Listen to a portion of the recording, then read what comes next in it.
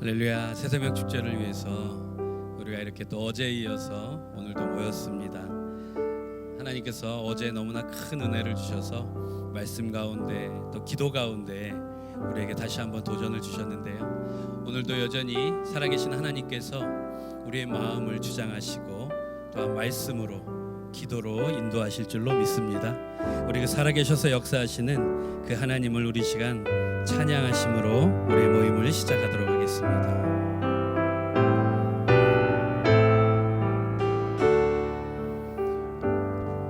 주님 당신은 사랑의 어둠 가운데 비추소서. 세상의 빛 예수 우리를 비추소. 당신의 진리로 우리를 자유케 비추소서. 우리 위에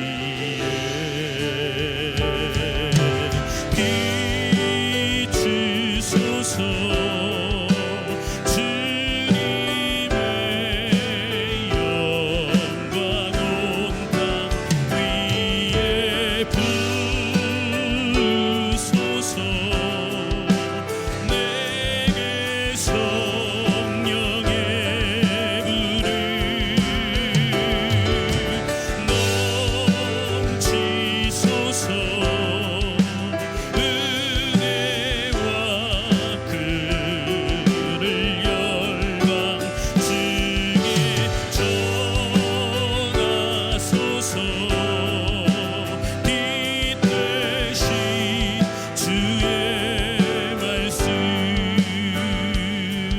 선포하며 한 번 더 찬양합니다. 주님 당신은 사랑의 빛 어둠 가운데 비추소. 아멘. 세상의 빛 예수를 비추사. 당신의 진리로 우리를 자유케 비추소서. 아멘. 우리 위에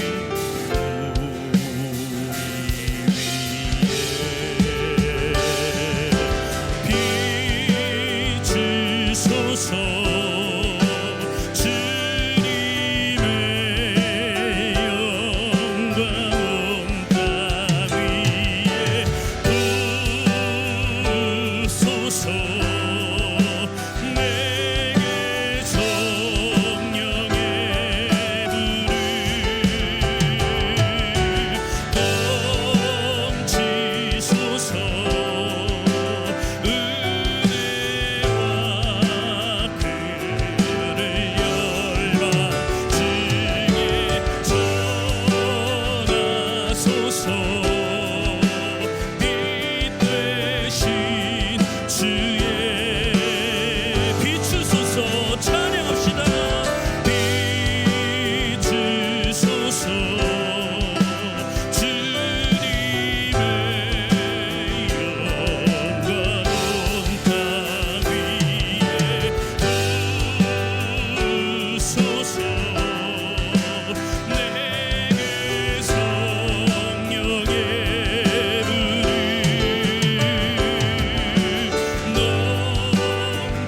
넘치소서. 은혜와 긍휼을 열방 주 아멘 전하소서. 빛 되신 주의 말씀. 예수 이름은 예수의 이름은 세상에서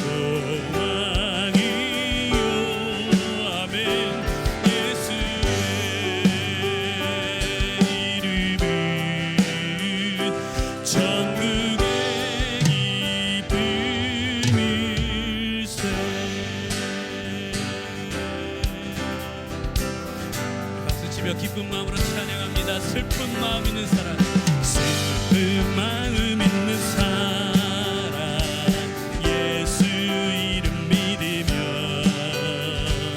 영원토록 변함없는 기쁜 마음. 우리 2절 고백할까요? 거룩하신 주의 이름 너의 방패 삼아라. 환난 시험 당할 때에 깊게 기도드려라. 예수의 이름이 세상의 소망이요.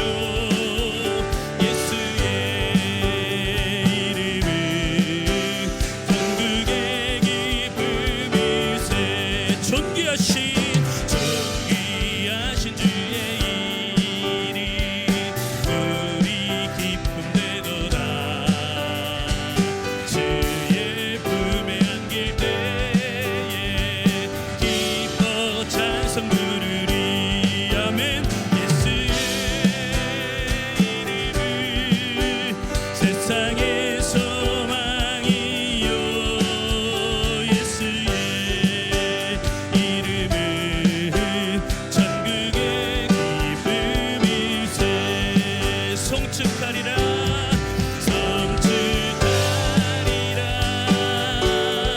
화목해 하신 주 나의 모든 죄 깨끗게 하셨네. 송축하리라 어린 양 모두 절하고 모두 끝이. 우리 다시 한번 주님의 이름을 송축하며 나아갑니다. 송축하리라 아멘. 화목해 하신 주 나의 모든 죄 깨끗게 하셨네. 송축하리라 귀하신 어린 양 모두 절하고 모두 외치리. 우리 마음을 다하여 모두 절하고 모두 외치리라. 할렐루야. 그 어린 양 예수 그리스도의 우리께 영광의 박수 올려드립니다. 아멘. 그의 피로 우리가 깨끗함을 받았습니다. 우리 마지막 찬양의 가사도 나오는데요. 흠이 많고 넘어져도 포기하지 않으면, 그리고 또한 내세울 것 하나 없지만 그 복음을 숨길 것도 없으면 내게 있는 모든 것이 그 주님의 은혜라 라는 고백을 우리가 이제 하게 될 것입니다. 우리 이 찬양 마지막으로 한 번 더 가사 하나하나 나의 고백으로 우리 한 번 더 은혜 받으시고 찬양하신 후에 함께 기도하시겠습니다. 함께 고백합니다. 우리가 얻은 이 구원, 우리가 얻은 이 구원 하나님 선물이니 너와 나의 공로 아닌 오직 주의 은혜라. 내세울 것 하나 없고 숨길 것도 없음은 내게 있는 모든 것이 은혜라. 한 번 더 고백할까요? 네. 우리가 얻은 이 구원 하나님 선물이니 너와 나의 공로 아멘. 오직 주의 은혜라. 내세울 것 하나 없고 숨길 것도 없으니 내게 있는 모든 것이 은혜라. 오직 은혜, 오직 은혜, 주님의 은혜가 너와 나를 살게 했고 살아가게 하시니 오직 은혜,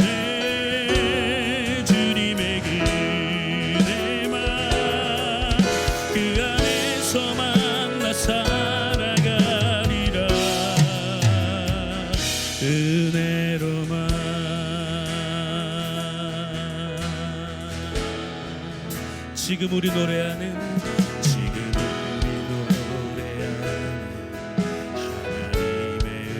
은혜는 어제나 오늘이 같도하며 내일도 변함없어.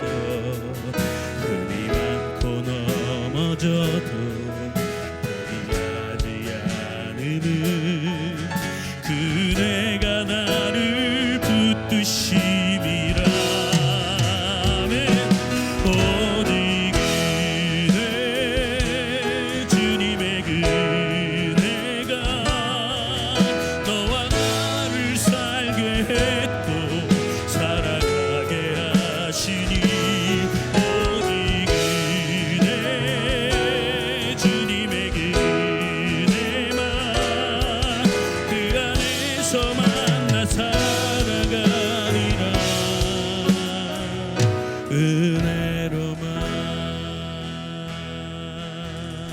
우리 후렴 한 번 더 고백할까요? 오직 은혜, 오직 은혜, 주님의 은혜가 너와 나를 살게 했고 살아가게 하시니.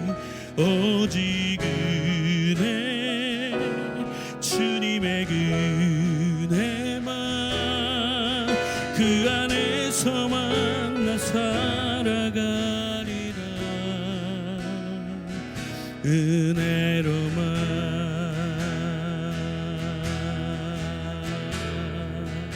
은혜로만, 은혜로만. 우리 한 번 더 고백할까요? 은혜로만, 은혜로만. 아멘. 우리 시간 다 같이 기도하시겠습니다.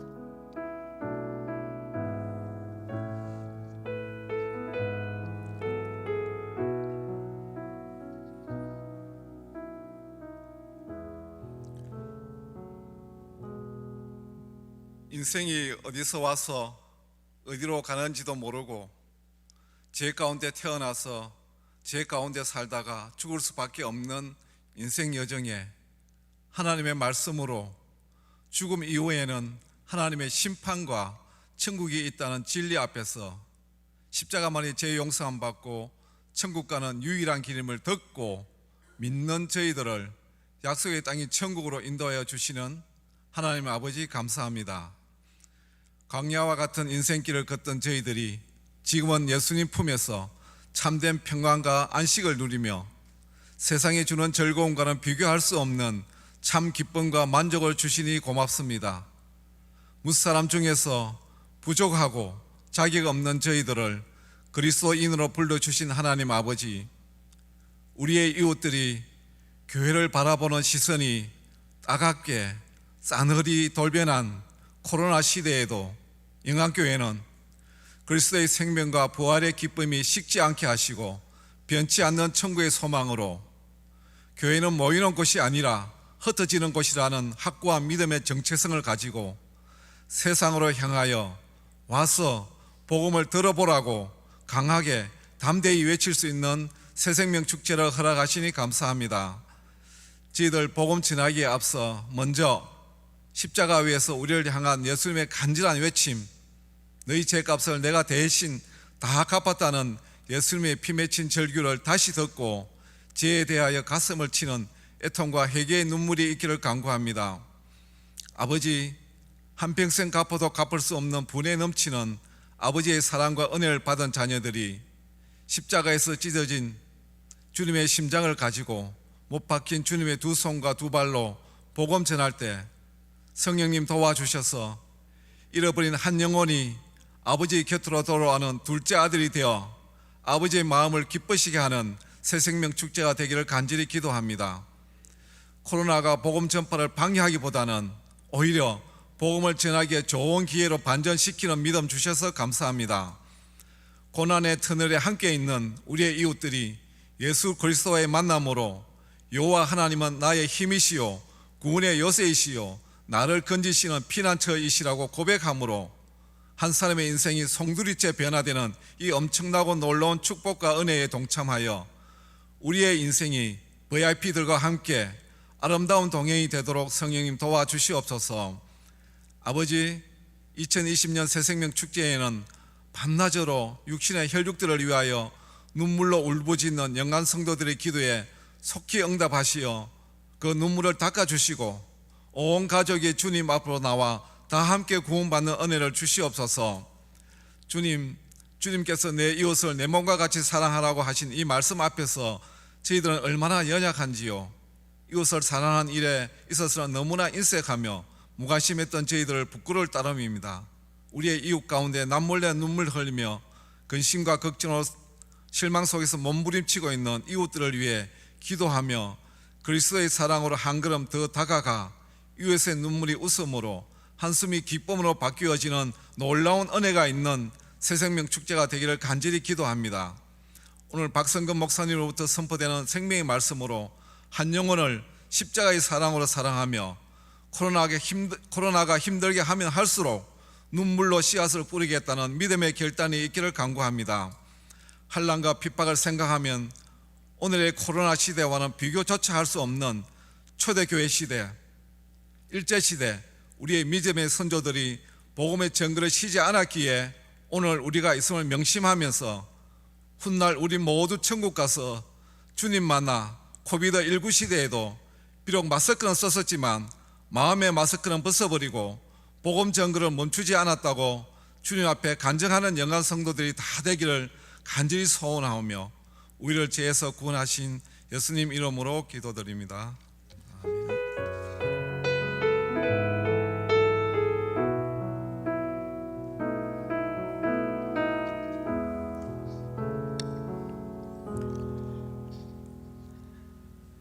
오늘 새생명 축제를 앞두고 이틀간의 집회 마지막 날 주회전에 나오시고 또 각 가정에서 하나님 앞에 모이신 여러분들을 주의 이름으로 환영합니다.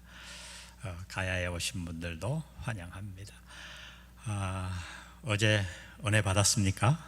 예, 영상으로 이렇게 설교를 해도 이제 시대가 바뀌었죠. 참. 근데 그냥 뭐 했던 설교에서 따온 게 아니고 우리 영안교회를 생각하며 우리 김형국 목사님이 참 애를 많이 쓰신 흔적이 보여요. 설교를 준비하고 모든 것에서. 그래서 마치 여기 앞에 강단에 선 것 같은 그런 느낌을 받고 저도 개인적으로 어제 참 은혜를 많이 받았습니다. 김형국 목사님, 저도 서로 이름만 듣고 아직 교제할 기회가 없었는데 우리 박경호 목사님을 교제하고 계셨죠. 근데 어제 들어보니까 뭐 목회 철학이 참 비슷한 것 같아요. 코로나19로 인해서 많은 분들이 걱정을 하고 또 목회자들이 걱정을 하지만 저도 똑같은 생각이에요. 우리가 본질로 돌아가는 거죠. 옛날 시골에 제가 가끔 이렇게 자랄 때 보면 모내기 할 때 벼를 가릅니다. 그럼 약간 소금물에 이렇게 담궈요.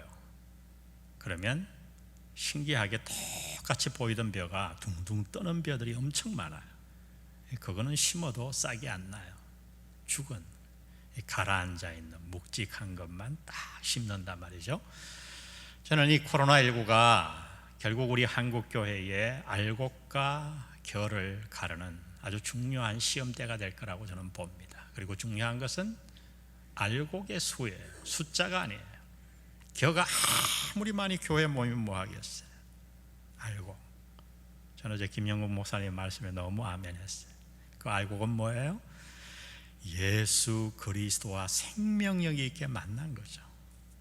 십자가의 능력, 복음의 능력, 살아계신 예수님만 만나면 코로나19가 뭐가 문제가 되겠어요? 저는 아무것도 문제되지 않는다고 믿습니다. 그래서 여러분 알곡이 되시고 우리 모든 성도들이 저는 알곡이 되면 좋겠어요. 그리고 이 복음도 전해서 우리가 뭐 많은 수보다 정말 회심, 그야말로 회심이에요. 예수 믿고 구원받고 천국의 소망을 강력하게 갖는 그 회심이 일어나면 정말 뭐 어떤 고난도 뚫을 수 있죠. 그래서 이 새생명 축제는 쉽게 얘기하면 축제예요. 한 영혼이 돌아오면 천국에서 잔치가 열린다 그랬잖아요.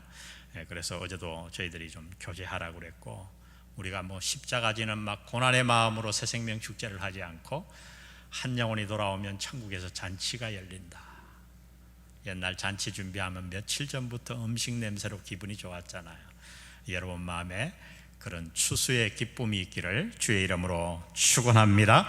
오늘 박성근 목사님은 LA에서 목회하시는 아주 훌륭한 목사님입니다. 훌륭한 이유는 이름이 벌써 좋잖아요. 박성근. 예. 사우스웨스턴에서 박사학위 하시고 한국에서는 서울대를 나오시고 정말 학자요 설교가예요. 참 훌륭한 분이에요. 여러분이 너무나도 잘 아시는 우리 김동명 목사님, 부인 안희숙 여사님, 죽으면 죽으리라 책 쓰신 분, 그분이 세우신 교회에 지금 후임을 계속 맡으셔서 교회를 크게 성장하고 건축도 크게 하셨죠. 중요한 우리 교회와 연관성에서 중요한 것은 우리 박경호 가야의 공동 담임 목사님이 우리 박성근 목사님 밑으로 가서 저희 교회를 떠나서 박성근 목사님 밑에서 10여 년간 우리 부목사 생활을 하시면서 훈련을 잘 받으셨어요. 설교의 훈련도 받고 여러 가지로 훈련도 받으셨죠. 사실 이 가을에 한국에 한번 나오실 계획이 있었는데 코로나19로 나오지 못했어요. 그러나 오늘 한국에 나오셨으면 아마 우리 강단에 서셨을 텐데 영상으로나마 오늘 우리에게 메시지를 전해 주실 것입니다. 우리 큰 박수로 환영의 박수를 보냅니다. 할렐루야. 남가주 새누리교회를 섬기고 있는 박성근 목사입니다.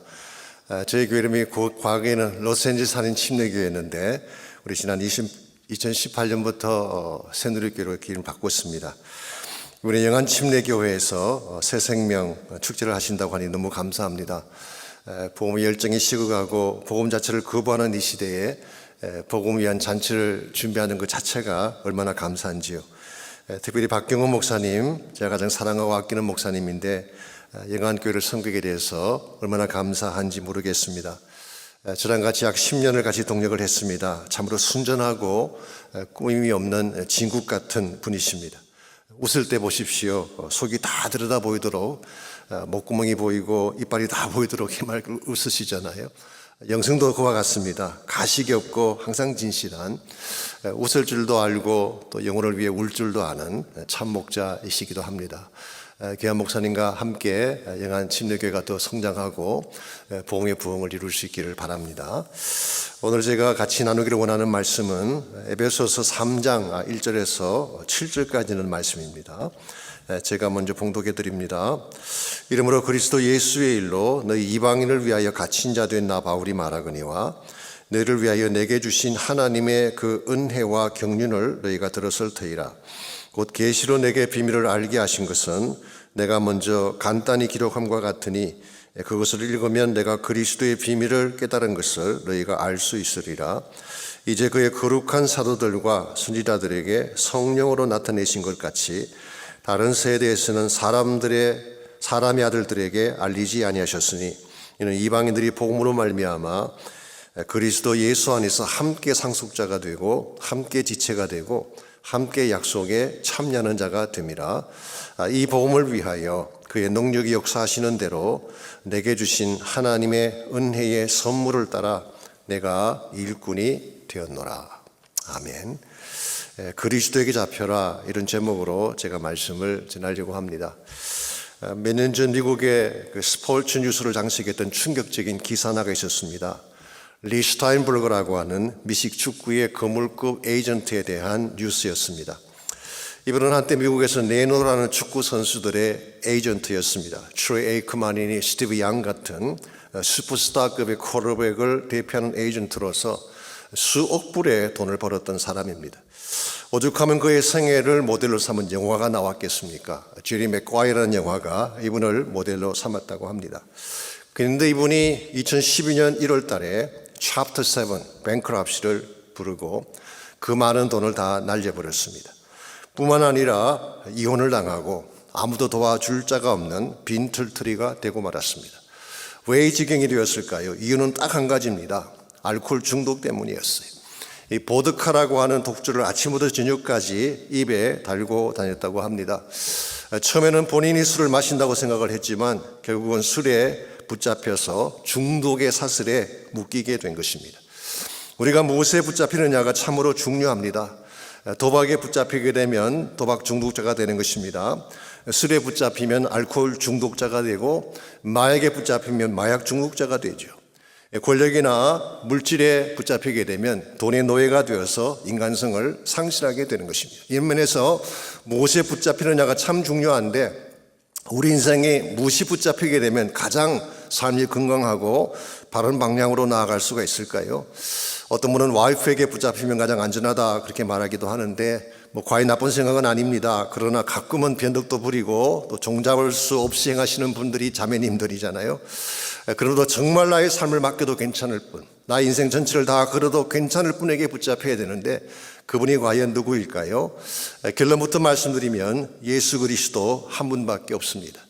이분은 내 인생의 시작자가 되시고 내 삶의 주인이시기 때문에 누구보다 나를 가장 잘 아시고 책임질 수 있는 분이에요. 이분은 길이 되시고 진리가 되시기 때문에 최선의 삶으로 나를 인도하실 수가 있습니다. 무엇보다 이분은 생명을 바쳐 나를 사랑하신 분이기 때문에 내가 살아야 될 이유와 또 삶의 목적을 가장 극명하게 보여주시는 분이기도 합니다. 이런 면에서 우리가 예수님께 붙잡히게 되면 바른 인생이 되는 것입니다. 그분의 사랑과 그분의 은혜에 붙잡혀야지 진짜 해야 될 바른 일을 하며 일평생을 살아갈 수가 있는 것입니다. 이런 면에서 우리가 어떻게 하면 예수님께 붙잡힌 인생이 될 수 있을까? 이 질문은 대단히 중요한 질문이 아닐 수가 없습니다. 오늘 같이 본문에 보시면은 예수 그리스도에게 철저하게 붙잡혔기 때문에 일평생 복음 위에 달려갔던 사도 바울의 고백이 기록되어 있습니다. 1절 말씀 제가 읽습니다. 이러므로 그리스도 예수의 일로 너희 이방인을 위하여 갇힌 자 된 나 바울이 말하거니와. 여기 갇힌 자 된 바울이라는 표현이 나오죠. 아시는 대로 에베소스라는 이 성경은 옥중 서신입니다. 바울이 로마 감옥에 1차 투옥됐을 때 기록한 4권의 서신 중에 하나이죠. 그래서 많은 분들이 여기서 갇혔다는 이 표현이 로마 감옥에 갇힌 것을 의미하는 것으로 생각을 하지만 본문을 자세히 보면 그런 뜻이 아닙니다.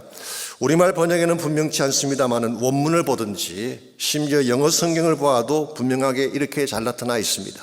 제가 영어 성경을 인용해 드립니다. I, 콤마 찍고 Paul, 콤마 찍고 The prisoner of Christ Jesus라고 되어 있어요. 그러므로 The prisoner, 이 붙잡혔다는 이 단어가 예수 그리스도와 연결이 되어 있습니다. 그러므로 바울은 감옥에 갇힌 자가 아니라 예수 그리스도의 prisoner, 예수님에게 붙들린 자가 되었다 그런 뜻입니다. 외형상 보면 분명히 로마 감옥에 갇혀 있죠. 그러나 바울은 말합니다. 나는 환경에 갇힌 게 아니고 고난에 갇힌 게 아니고 어떤 제도나 시스템에 갇힌 것이 아니라 예수님에게 갇힌 자가 되었다. Prisoner of Christ Jesus. 사실 이것이 사도 바울의 인생을 변화시킨 굉장히 중요한 핵심이 되는 것입니다. 여러분 잘 아시는 바대로 바울은 한때 권력과 편협된 종교주의에 사로잡혔던 인물 아닙니까? 이 바리새인으로서 최고의 학문을 공부했던 사람, 혹은 종교 핵심 권력에 붙어서 많은 사람들을 잡아 죽이고 파괴했던 파괴적인 삶을 살았던 사람이 바로 사울이었죠. 옛날의 사울이죠. 그러므로 이 핍박자로 살았던 바울의 마음을 붙잡고 있었던 것이 무엇이었을까요? 진리였을까요? 하나님이었을까요? 아니라고 생각합니다. 정오심이었어요. 아니면 권세를 탐하는 야망이 그의 마음을 붙잡고 있었을 가능성이 많습니다. 명분은 유대 종교를 위하고 하나님을 위한다고 말을 했지만 실상 바울의 마음속에는 정오심이 꽉 차 있었어요. 권력의 욕심이 가득 차 있었어요. 이와 같은 바울의 인생이 행복했을까요? 결코 행복할 수가 없습니다. 만족했을까요? 만족할 수가 없습니다. 열심히는 뛰었지만 그 또는 삶을 살 수밖에 없었던 거죠. 그랬던 바울이 다메섹 도상에서 예수를 만나면서 달라지게 됩니다. 즉 진짜를 만나게 된 것입니다. 그 순간 그의 눈이 떠지게 되고 하나님의 세계를 보게 되고 새로운 삶을 추구하게 된 것입니다. 이것을 우리가 흔히 바울의 개종 사건이라고 부르고 있죠. 한 가지 흥미로운 사실이 뭔지 아십니까? 이 사도 바울이 예수 그리스도에게 붙잡히게 되자 지금까지 그를 붙들고 있던 모든 야망과 정오심으로부터 자유케 되었다는 사실이에요. The prisoner of Christ Jesus. 그리스도의 프리즈너가 되어지면 세속적인 야망과 욕망으로부터 풀릴 수 있다는 진리를 이 개종 사건이 우리에게 극명하게 보여주고 있습니다. 이런 면에서 여러분과 저에게도 이와 같은 변화가 필요합니다. 그리스도에게 잡힌 인생이 돼야지 진짜 해야 될 일을 바로 알게 되고 하나님이 기뻐하시는 뜻이 무엇인지를 바로 깨닫고 하나님 영광 위에 살게 되는 것입니다. 오늘 여러분은 과연 무엇에 붙들려서 인생을 살고 계시는지요? 돈이나 세상, 성공에 붙들려 살고 있지 않습니까?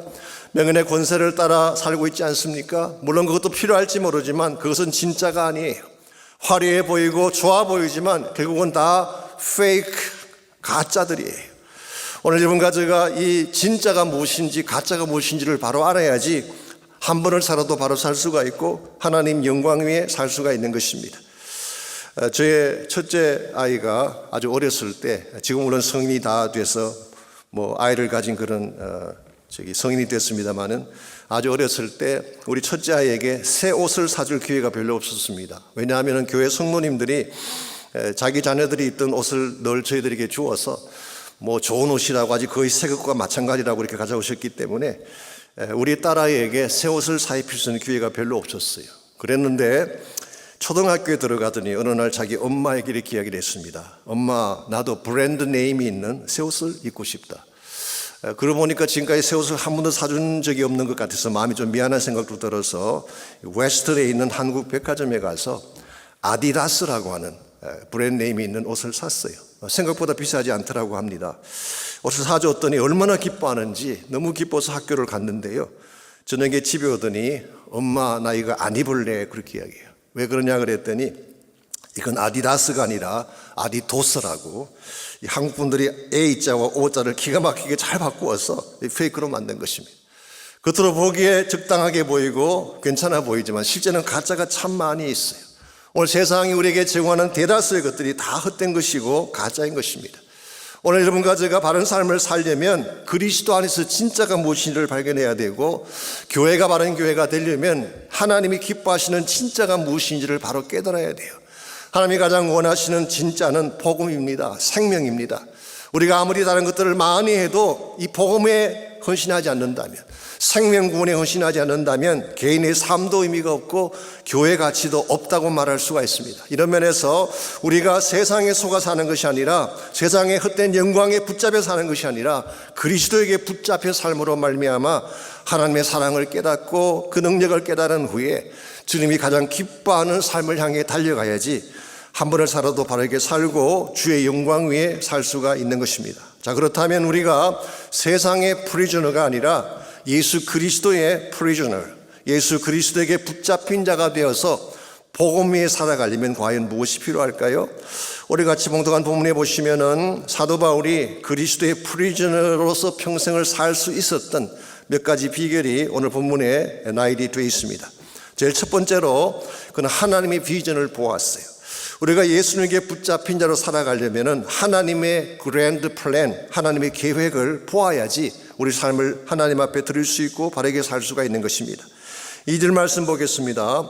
너희를 위하여 내게 주신 하나님의 그 은혜의 경륜을 너희가 들었을 것이라. 오늘 본문에 은혜의 경륜이라고 하는 단어가 나오죠.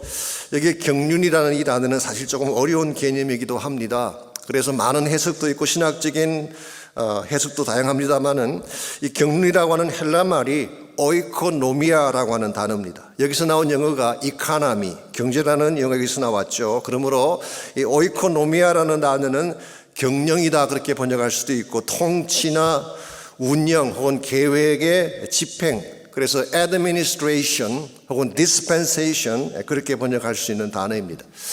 하나님의 경륜은 쉽게 말하면은 하나님께서 천지 만물을 창조하신 후에 그냥 내버려 두신 것이 아니라 하나님의 플랜을 가지고 하나님의 목적을 이루기 위해서 이 모든 것들을 추진하고 인도해 갔다는 것입니다. 이것을 우리는 경륜이라고 부르는 것입니다. 그런데 오늘 본문에서 바울이 소개하는 경륜은 뭔가요? 은혜의 경륜이라고 했습니다. 이것은 예수 그리스도를 통하여 우리 모두가 구원하시는 하나님의 그랜드 플랜을 말하는 것입니다. 율법이나 정죄가 아니라 예수님의 은혜로 말미암아 모든 자들이 구원의 자리에 이르게 하는 하나님의 대계획을 말하는 것입니다. 바울은 이것을 보았어요. 하나님의 그랜드 플랜을 보았어요. 하나님의 비전을 보았던 것입니다. 이걸 보아야지 우리가 하나님을 향해 나아갈 수가 있게 되고 하나님 목적을 위해 바르게 살아갈 수가 있습니다. 우리가 세상에 살다 보면요, 하나님의 비전을 볼 수가 없어요.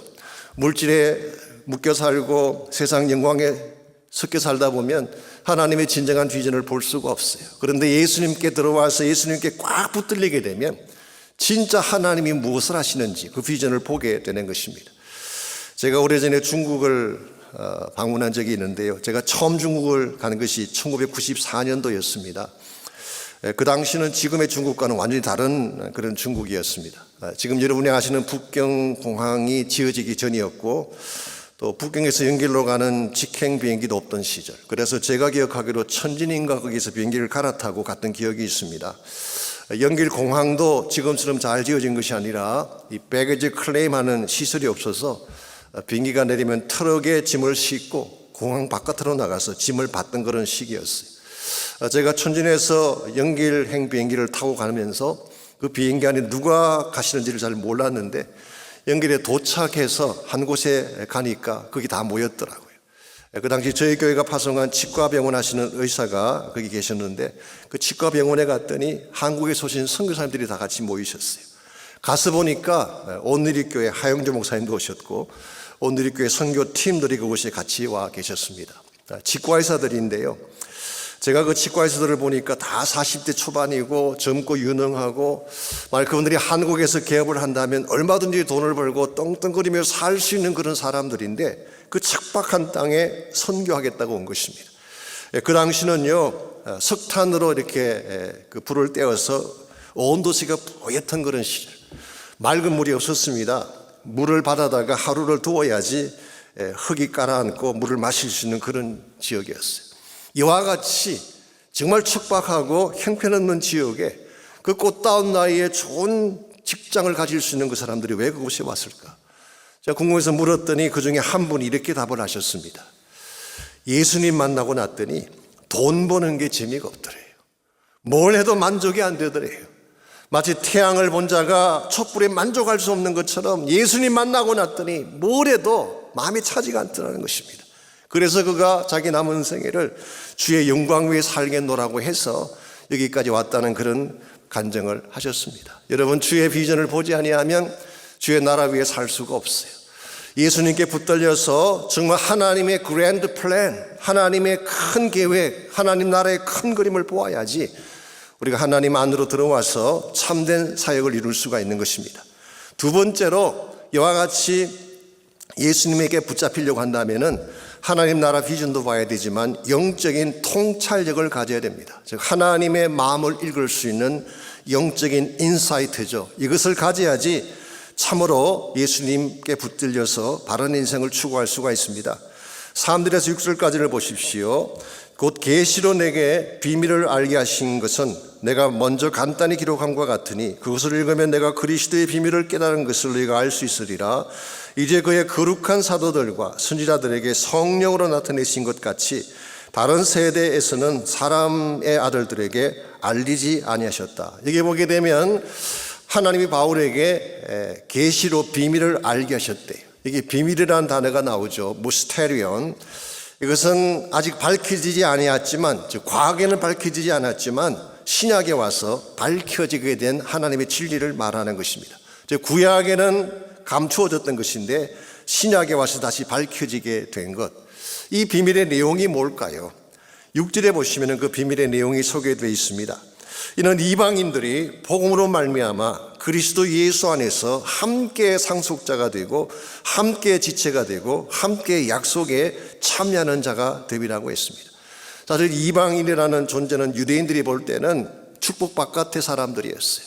아시는 대로 이방인들을 개 취급하지 않았습니까? 그래서 자기들과 아무 상관이 없다고 생각했는데 바울은 이방인들도 예수님 안에서 함께 상속자가 된다. co-heir, 함께 천국을 물려받는 상속자가 된다. 함께 지체가 된다. co-members, 그리고 함께 약속에 참여하는 자가 된다. co-participant in the promise. 이것은 굉장한 새로운 깨달음이라고 할 수가 있습니다. 이 말씀 속에 하나님의 깊은 심정이 잘 나타나 있어요.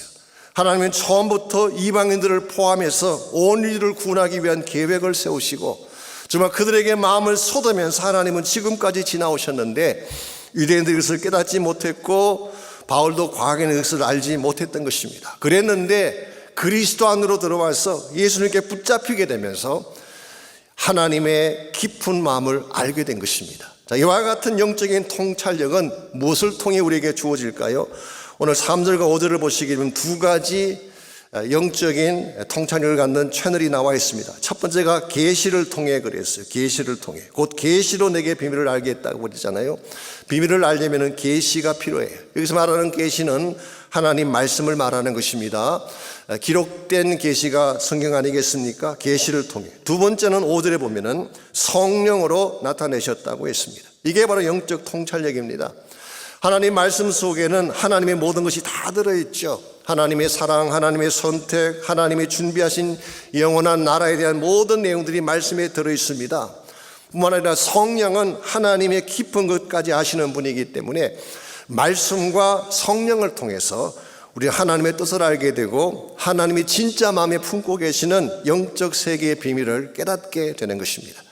이런 면에서 여러분과 제가 진짜 하나님 영광 위에 살려면은 영적인 통찰력을 가져야 돼요. 하나님이 무엇을 생각하시는지, 하나님 마음이 무엇이는지를 바로 깨달아야 되는데, 참 안타깝게도 오늘날 많은 그리스도인들이 세상 일에는 참 밝습니다. 뭐 정치 동향이랄지, 주식 시장의 추세랄지, 부동산 시장이랄지 이런 것들에 대해서는 굉장히 많이 알고 있어요. 그런데 막상 영적인 세계에 대해서는 무지한 사람들이 참 많습니다. 오늘 여러분과 제가 이 마지막 시대에 하나님의 복음을 전가하고 주의 사명을 감당하려면은 영적 세계에 눈이 떠져야 돼요. 밝아져야지 되는 것입니다. 저희 교회 대학부 목사님 한 분이 언젠가 새벽 기도 설교 때 이런 말씀을 하셨어요. 이 대학생들은 질문이 많잖아요. 따지는 것도 많고 질문이 많은 그런 세대 아닙니까? 그래서 뭐 이런 질문도 던지고 여러 가지 많은 이야기를 하는데 한 번은 한 형제가 어떤 이렇게 물었대요. 목사님, 예수님께서 행하신 다른 기적은 다 이해가 되는데 한 가지 이해가 되지 않는 게 있대. 예수님 물 위로 걸어가신 건 이해가 안 된다고. 아무리 하나님이라고 하지만 물 위에 서게 되면 중력에 의해서 물에 빠져야 되는데 아무리 하나님이라고 해도 이건 이해가 되지 않는다, 그렇게 이야기했어요. 이 말을 듣는 목사님이 되물었습니다. 야, 그럼 하나님이 물에 빠지는 건 이해가 되니? 사실 그게 더 이해가 안 되죠. 하나님이 물에 빠지는 게 오히려 더 이상하잖아요. 오늘 여러분이 하나님의 세계를 논리로 풀려가면 안 되는 이유가 여기 있습니다. 나의 논리나 나의 이성으로 다 이해되지 않는 게 하나님이에요. 왜냐하니까 하나님은 나의 논리를 넘어선 초월적인 존재이기 때문에 어떤 면에서 이렇게 말할 수가 있습니다. 하나님이 나의 논리로 다 이해된다면 그건 이미 하나님이 아닐 수가 있어요. 정말 이해할 수 없는 것, 비밀 가운데 계시는 분, 하나님의 성령과 말씀을 통하지 않으면 볼 수 없는 하나님이 우리가 아는 하나님이에요. 그러므로 여러분이 정말 성경 속에 들어가서 하나님의 계시를 깨닫고 말씀을 깨닫고 하나님의 뜻을 바로 알려고 한다면 영적인 통찰력을 가져야 돼요. 나의 논리를 넘어선 하나님을 만나야지 참 하나님의 목적 위에 살 수가 있는 것입니다. 저희 교회는 양무리 모임이라고 해서 매주 이렇게 한 번씩 모여서 스몰 그룹이 나누는 그런 시간을 갖습니다. 지금은 저희들이 주일날 모이고 교회에서 모입니다만은 초창기에는 가정에서 모이는 그런 시간을 가졌습니다. 그때 제가 소속된 그 교구에 양무리 모임이 모인다 그래서 주중인데요. 그 양무리 모임에 참석을 했더니 평소에는 목자 되시는 집사님이 그 양무리를 인도하시는데 그날은 목자님이 직접 인도하지 않고 친구 한 분을 데리고 오셨어요.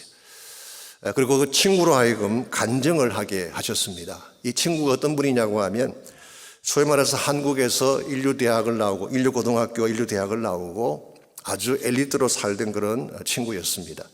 뭐 다 그런 것은 아니지만 보편적으로 그런 분들이 좀 뺀질뺀질해요.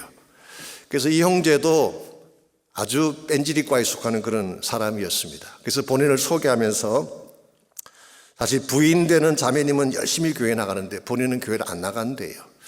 그래도 불구하고 1년에 한 3번 정도는 꼭 교회를 간답니다. 언제 가냐고 하면 우리 크리스마스, 부활절, 땡스기빙 이때는 부인이 밥을 안 해주기 때문에 밥을 얻어먹으려면 할 수 없이 교회를 가야 된대요.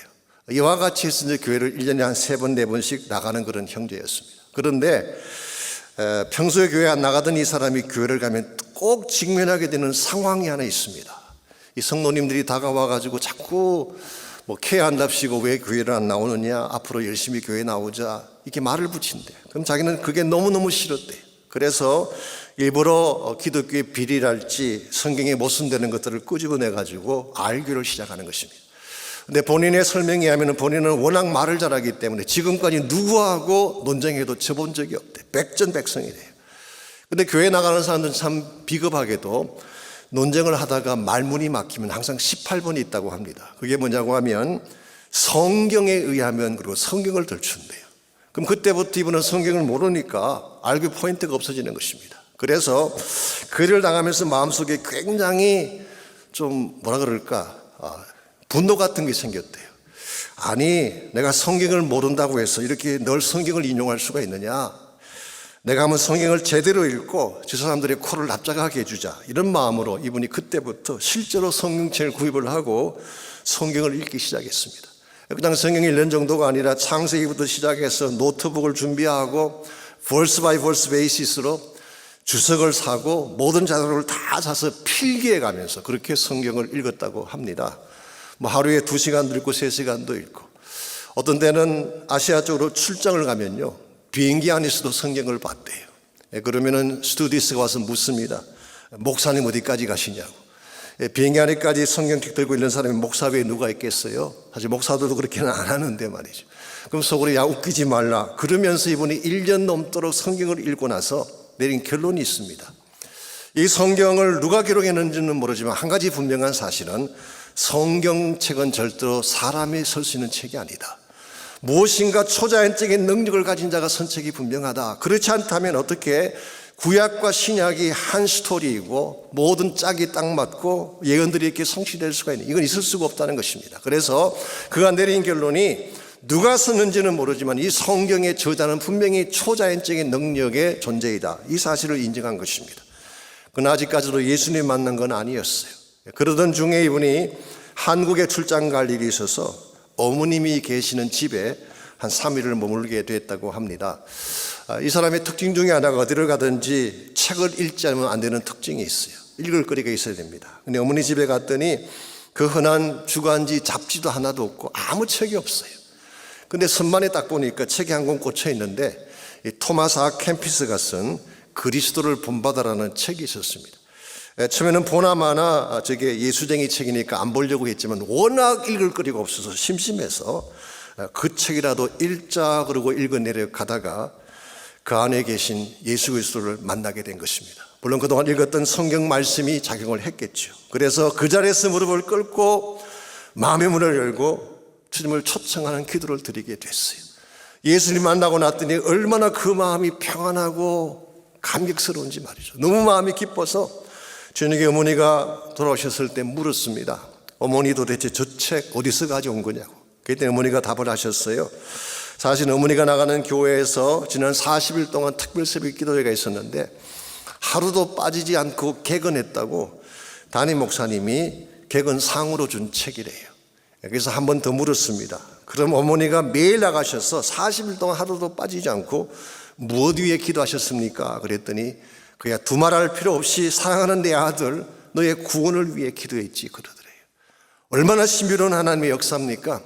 어머니는 매일 하루도 빠지지 않고 그 아들의 구원을 위해서 기도했는데 40일 동안 개근했다고 받은 그 개근상을 아들이 출장 나왔다 읽고 예수 만나게 될 줄 어떻게 알았겠어요? 이게 하나님이 하시는 일이에요. 논리적인 사건이 아닙니다. 우리 인간의 생각으로 설명할 수 있는 게 아니에요. 하나님은 초자연적인 능력 가지신 분이고 불가능을 가능케 하시는 분이기 때문에 우리가 상상할 수 없는 일을 행하시는 분이에요. 그러므로 maybe 여러분의 주변에도 이런 뺀질이가 계실지 모르겠어요.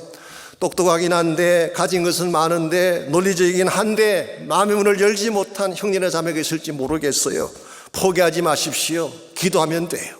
기도하면 하나님께서 그 마음을 열어주시고 그 마음이 열리게 되면 예수님 만나게 되는 것입니다. 이런 면에서 이번 새생명 축제 기간 동안에 여러분이 꼭 마음에 품고 누구든지 간에 그 대상을 마음에 품고 기도하셔서 그 심령이 열려지고 예수님 만나는 축복이 있기를 바랍니다. 마지막 세 번째로 우리가 정말 예수님께 붙들려 살기를 원한다면 삶의 진정한 과제를 발견해야 되는 것입니다. 내 삶의 과제가 무엇인가 이걸 분명히 해야지 주님께 붙들릴 삶을 추구해 갈 수가 있습니다.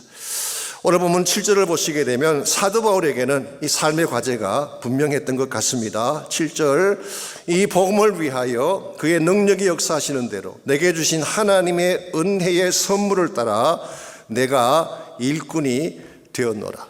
자, 이 복음을 위하여 그랬습니다. 이게 바울의 사역의 목적이라고 할 수가 있죠. 이 복음은 하나님의 비밀이고 오늘 위해 소망을 담고 있는 것이고 유일한 해답인 이 복음이죠. 이 복음을 위하여 그의 능력이 역사하시는 대로 바울은 자기 힘으로 일하지 않았습니다. 하나님의 능력을 받아서 일을 했어요. 그 다음 세 번째로 하나님의 은혜의 선물을 따라라고 했어요. 이것이 바로 바울 사역의 베이시스입니다. 우리말 번역에는 은혜의 선물이라고 번역을 했기 때문에 은사를 말하는가 그렇게 생각할 수도 있지만요, 사실 이것은 그렇게 해석을 하지 않아도 될 말씀입니다. 그래서 이 은혜의 선물이라고 하는 것은 은혜라고 하는 선물, 그래서 the gift of the Spirit, 그렇게 해석해도 괜찮은 말씀이에요. 실제로 New Living Translation은 아예 이렇게 번역을 했습니다. God's grace, 하나님의 은혜에 근거해서 일꾼이 되었다. I became the servant of the gospel. 내가 복음의 일꾼이 되었다. 여기서 사도 바울은 자기 사역의 베이시스, 하나님의 복음을 전가하는 종이 되게 된 베이시스를 하나님의 은혜로 삼고 있습니다. 여러분, 은혜가 무엇인가요? 은혜를 설명하는 여러 가지 많은 단어들이 있고 예화들이 있습니다만, 제 개인적으로 은혜가 무엇인지를 가장 잘 보여줬던 예화가 하나 있습니다. 로버트 콥이라고 하는 미국 목사님이 쓴 글에 나오는 이야기인데요, 어떤 두 자매가 있었습니다. 두 자매가 교회도 다니고 열심히 하나님 믿는 그런 자매였는데요, 교통사고를 당해서 두 사람이 동시에 천국에 가게 됐습니다. 천국 입구에 갔더니 베드로가 나와서 천국 생활에 대한 오리엔테이션을 해주었다고 합니다. 천국에 살게 되면 이걸 해야 되고 저걸 해야 되고 여러 가지 많은 천국 생활에 대한 오리엔테이션을 하면서 천국에서는 뭐래도 다 오케이지만 한 가지 조심할 것이 있다. 천국의 길바닥에 오리가 많은데, 오리 알죠? 꾀꾀거리는 오리. 이 오리를 밟으면 절대로 안 된다. 오리를 밟게 되면 큰 벌을 받게 된다. 그렇게 경고를 했습니다. 그러고 나서 천국에 봤더니 진짜 길거리마다 오리가 얼마나 많은지 말이죠. 그게 조심한다고 조심을 했는데 그 자매 중에 한 명이 오리를 밟고 말았어요. 그랬더니 그 다음날 아침에 이 베드로가 한 형제를 데리고 왔습니다. 보니까 진짜 the ugliest man in the world, 세상에서 가장 못난 형제 하나를 데리고 와서 둘을 묶어주면서 이게 어제 너가 오리 밟은 벌이다, 그렇게 이야기했어요. 이걸 본 다른 자매가 이야, 딴 건 몰라도 진짜 오리는 밟으면 안 되겠구나. 그리고 정말 조심하고 조심하면서 오리를 밟지 않고 잘 지나갔어요. 그런데 어느 아침인데 베드로가 역시 또 한 명의 형제를 데리고 왔습니다. 보니까 진짜 잘생긴 형제, 정말 핸섬한 형제를 데리고 왔어. 그러면서 둘을 같이 묶어주는 것입니다. 이걸 보는 순간 자매님이 너무 황홀해가지고, 오 마이 갓, 세상에 당신같이 핸섬하고 잘생긴 남자가 어떻게 나와 같이 묶어지게 되느냐 물었더니 그 형제가 답을 합니다. 자기도 모르겠다고. 다만 어저께 오리 한 마리 밟았다는 기억 외에는. 무슨 이야기인지 혹시 아시겠습니까?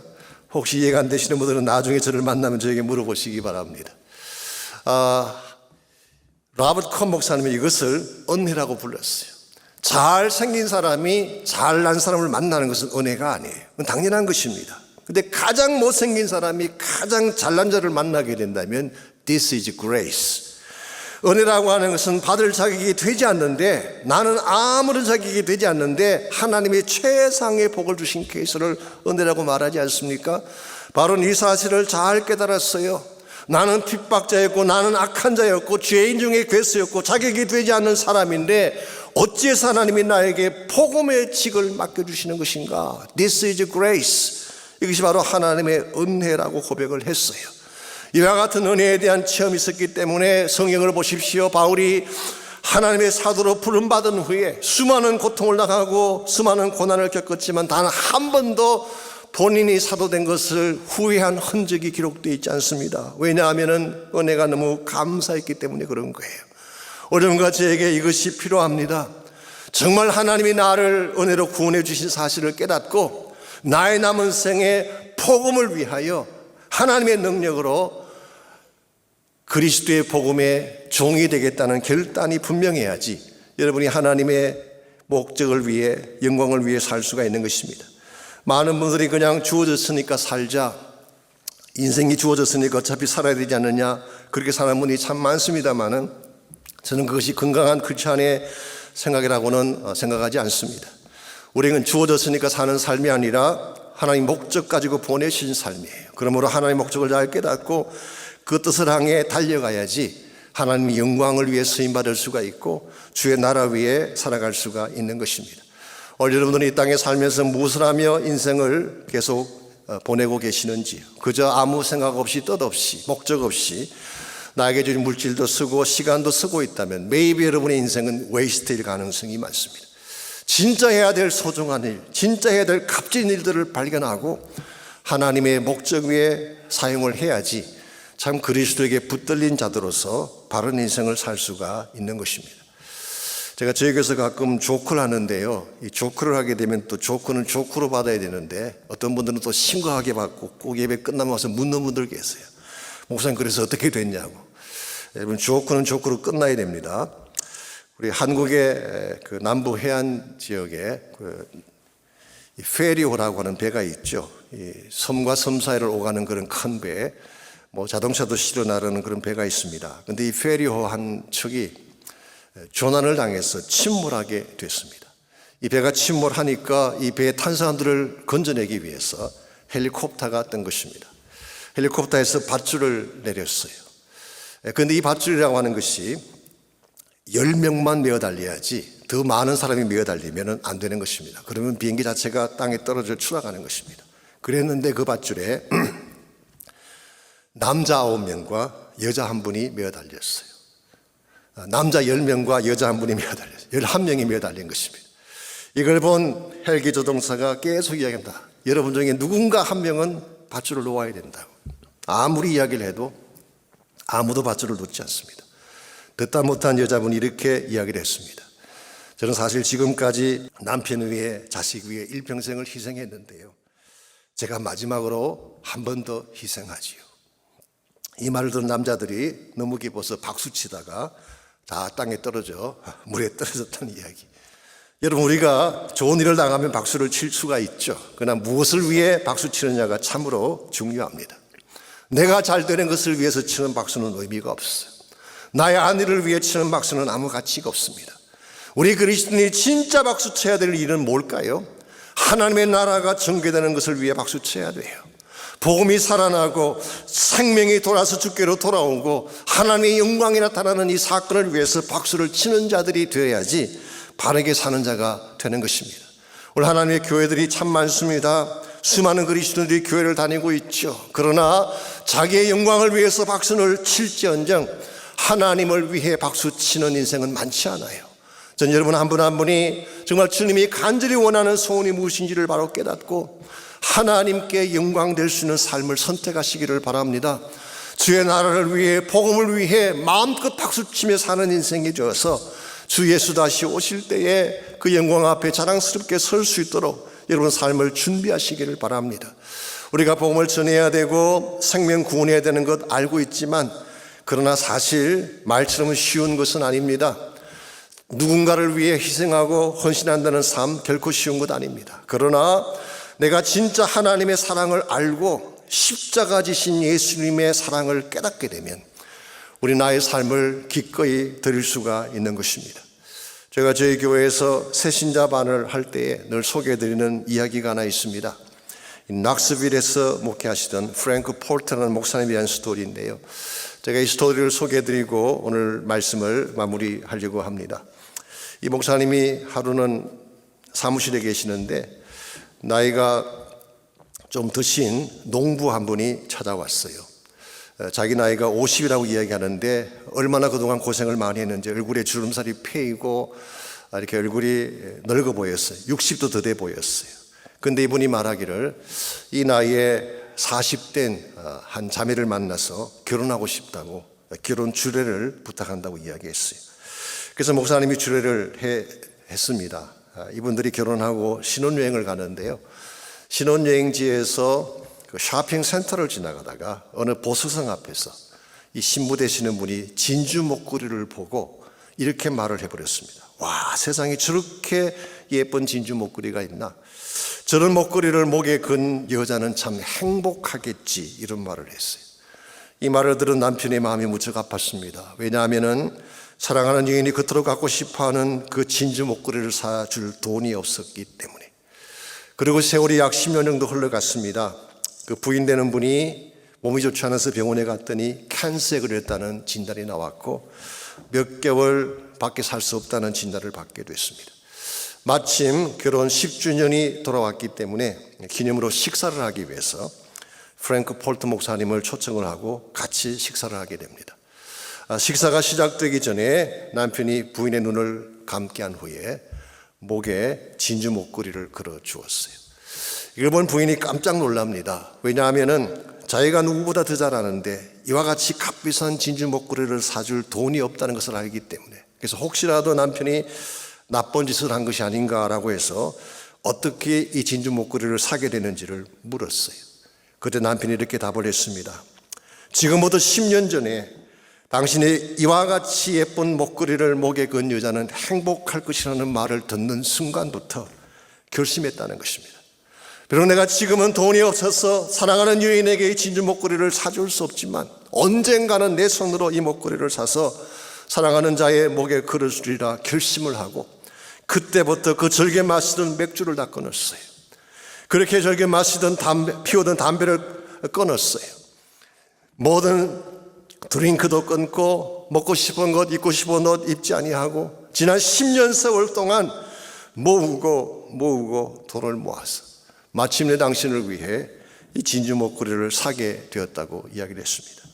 그때 부인이 눈물이 글썽한 가운데서 물었어요. How could you do this for me? 어떻게 당신이 나를 위해 지난 10년 동안 먹고 싶은 건 먹지 않고 가고 싶은 데 가지 아니하고 입고 싶은 걸 입지 아니하고 그렇게 돈을 모으고 모아서 오늘 나에게 이 진주 목걸이를 사주는 것이 가능했습니까? 물었을 때 그 남편이 딱 한마디로 대답했어요. Because I love you.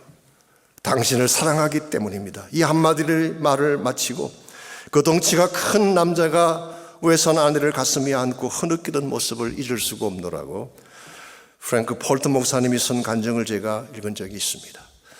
사랑하는 자매 여러분, 사랑하면 할 수 있어요. 사랑하면 모든 것 다 희생할 수가 있습니다. 정말 사랑하면 나의 것 절제할 수 있게 되고 사랑하는 자를 위해서 내 모든 것을 바쳐도 아깝지 않게 드릴 수가 있는 것입니다. 오늘 여러분이 주님의 일을 할 수 있는 비결이 여기 있습니다. 주님을 사랑하면 모든 것 다 드릴 수 있어요. 다 바칠 수 있습니다. 드리고도 아깝지 않게 인생을 살 수가 있는 것입니다. 사실 하나님은 여러분과 저를 생명을 바쳐 사랑하지 않았습니까? 주님의 십자가가 무엇입니까? 나 같은 죄인을 살리기 위해 자신의 모든 것을 다 쏟아붓고 포기한 사건이 십자가 아닙니까? 우리는 이 사랑을 받았는데 이 사랑받은 자가 날 사랑하시는 그분 앞에 과연 무엇을 올려드렸습니까? 예수님께서 지금도 가슴 아파하시며 지금도 밤잠을 자지 못하며 울어야 될 한 가지 이유가 있다면 아직도 주께로 돌아오지 않은 한 영혼 때문이에요. 한 생명을 위해 지금도 주님은 통곡하고 계실지 모릅니다. 우리가 남아있는 생애 동안에 이 주님 마음을 시원케 해드려야 되지 않겠습니까? 한 생명이 주께로 돌아오는 사건이 그 어떤 사건보다 위대한 사건이고 이 사건을 행할 때 주님이 기뻐하시고 영광을 받아주시는 것입니다. 지금까지 나의 영광을 위해 살아왔다면, 내가 주인이 되어서 나 중심적인 삶을 추구해 왔다면 이제는 예수 위에 살 수 있기를 바랍니다. The prisoner of Christ Jesus. 예수께 붙잡힌 자가 되어서 그분의 사랑에 붙잡힌 자가 되어서 그분의 은혜에 붙잡힌 자가 되어서 그분이 가장 기뻐하시는 생명구원을 위해 달려가시게 되면 여러분의 삶도 아름다워지지만 언젠가 주 앞에 섰을 때에 잘했다, 충성된 종아라는 칭찬을 받게 될 것입니다. 주님 오실 날 멀지 않았습니다. 언제 오실지 모르지만 곧 오실 것 같아요.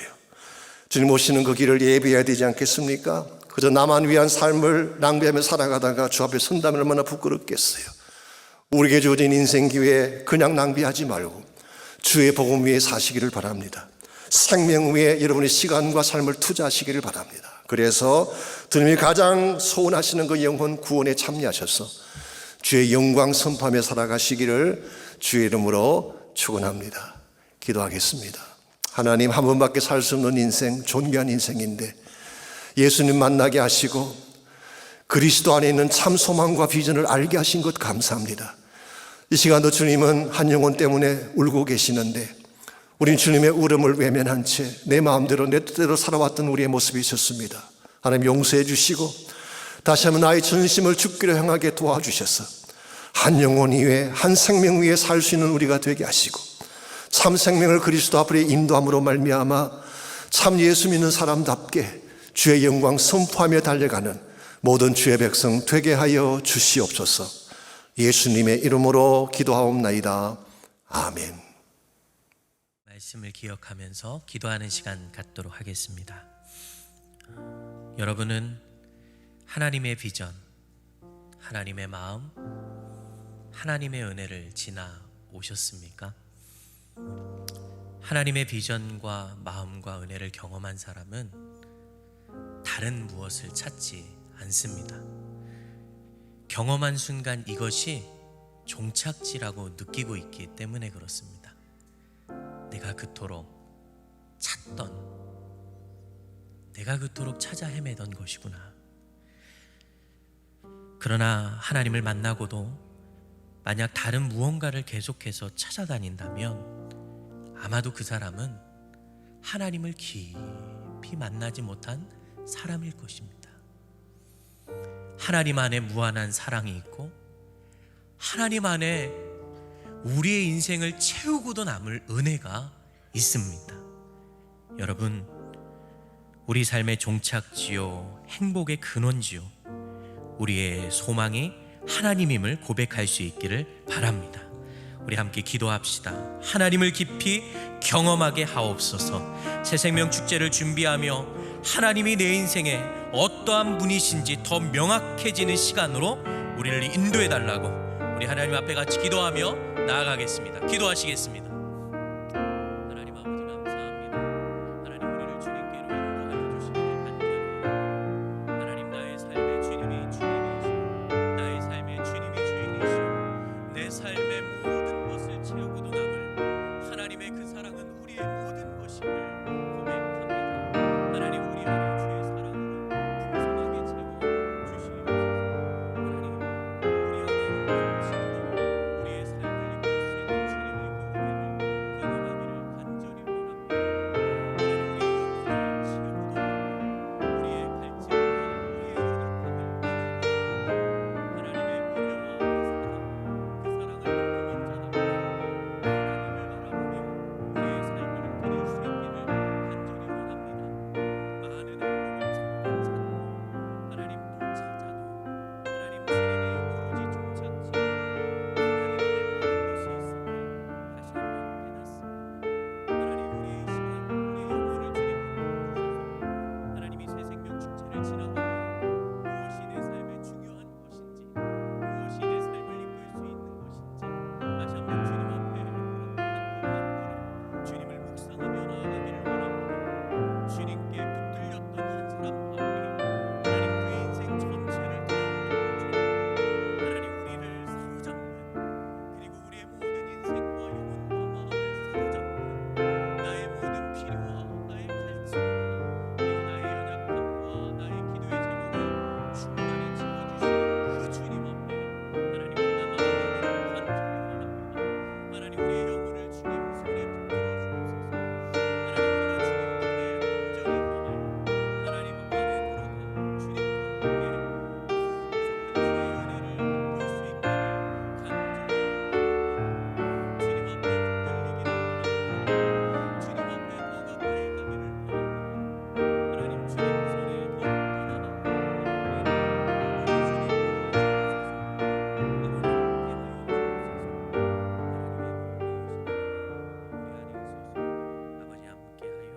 우리 주님 저는 이번 새생명 축제 기간을 보내면서 한 가지를 내려놓게 되었습니다.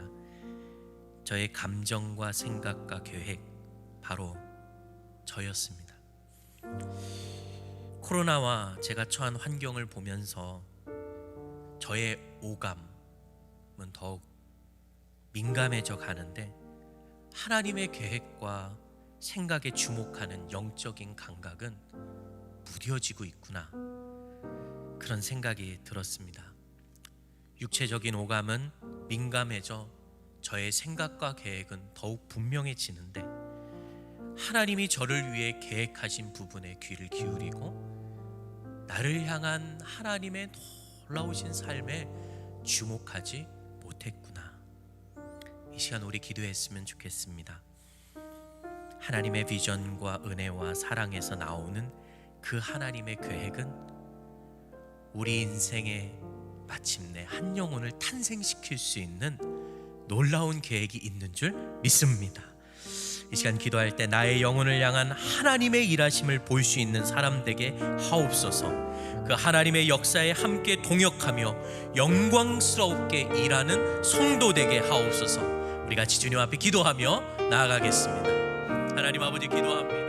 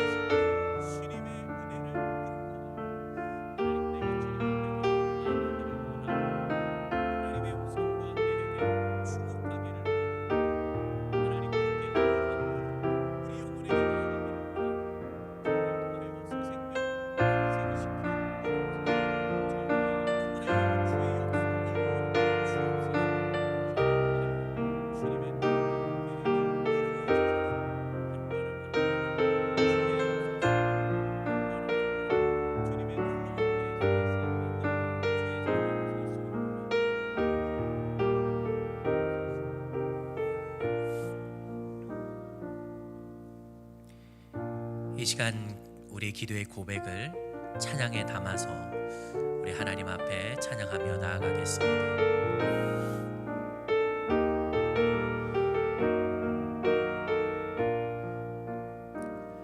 아버지 당신의 마음이 있는 곳에 나의 마음이 있기를 원해요.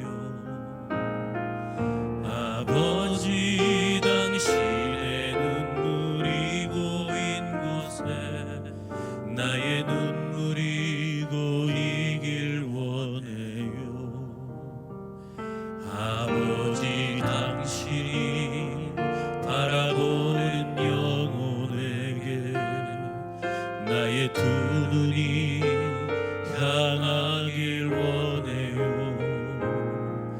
아버지 당신이 울고 있는 어두운 땅에 나의 두 발이 향하길 원해요. 나의 마음이 아버지의 마음 알아. 내 모든 뜻 아버지의 뜻이 될 수 있기를 나의 온 몸이